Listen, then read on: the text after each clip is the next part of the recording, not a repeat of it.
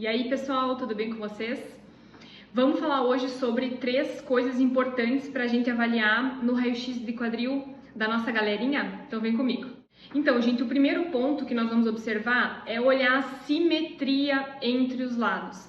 Então a gente vai olhar o formato da cabeça femoral está igual dos dois lados?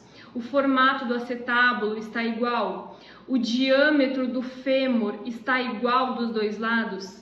Caso não esteja, nós vamos tentar entender o porquê não está. Então, por exemplo, se a gente pega um raio-x e percebe que o diâmetro do fêmur direito está maior do que do fêmur esquerdo, isso pode indicar que essa criança descarrega mais peso no lado direito, então ela tem uma densidade óssea maior no lado direito. E isso nos mostra que a gente precisa de alguma forma equilibrar essa distribuição de peso para que ao máximo ela concentre o peso de forma igual nos dois lados.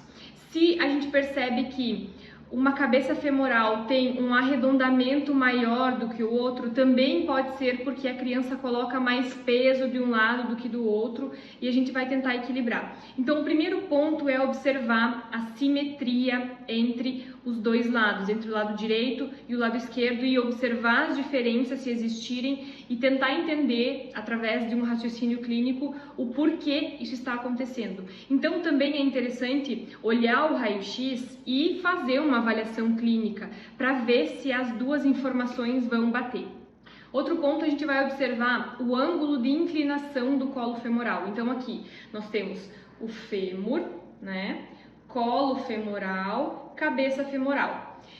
Aqui é o ângulo do colo femoral, então nós podemos ter um ângulo maior, um ângulo menor, e a gente vai observar se esse ângulo é igual nos dois lados também. Então, se for maior de um lado, menor do outro lado, também pode representar que a criança coloca mais peso no lado em que o ângulo é menor.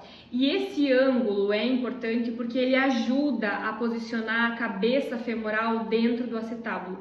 Então, quando eu tenho um ângulo maior, eu tenho uma propensão maior de deslocamento do quadril. Se eu tenho um ângulo um pouco reduzido, eu tenho um acoplamento melhor da cabeça femoral. E se eu tiver um ângulo muito reduzido, também não é tão adequado, tá? Então, ele precisa estar nesse posicionamento adequado aqui para um encaixe perfeito entre cabeça femoral e o acetábulo. E aí também a gente vai relacionar isso com uma avaliação clínica e entender se existe algo que a gente possa fazer para melhorar esse posicionamento e melhorar essa inclinação do ângulo. E claro, outro ponto importante é definir se existe um deslocamento e qual a porcentagem desse deslocamento. Esse valor de porcentagem vai definir os próximos passos. Se eu posso colocar o paciente em pé ou não, se eu preciso encaminhar ele para um ortopedista ou não. Então, nós vamos ter que definir qual é a porcentagem de migração para poder proporcionar para o paciente um tratamento mais seguro, mais eficaz e que ele tenha resultados de prevenção também. Então, se eu percebo que tem um certo deslocamento menor do que 30%, eu ainda posso colocar ele em pé e a gente pode prevenir uma evolução desse deslocamento.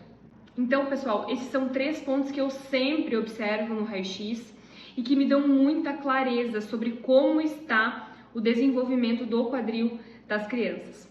Me acompanhe lá no Instagram, Alana Thomas, que tem muita coisa legal que vai complementar esse vídeo.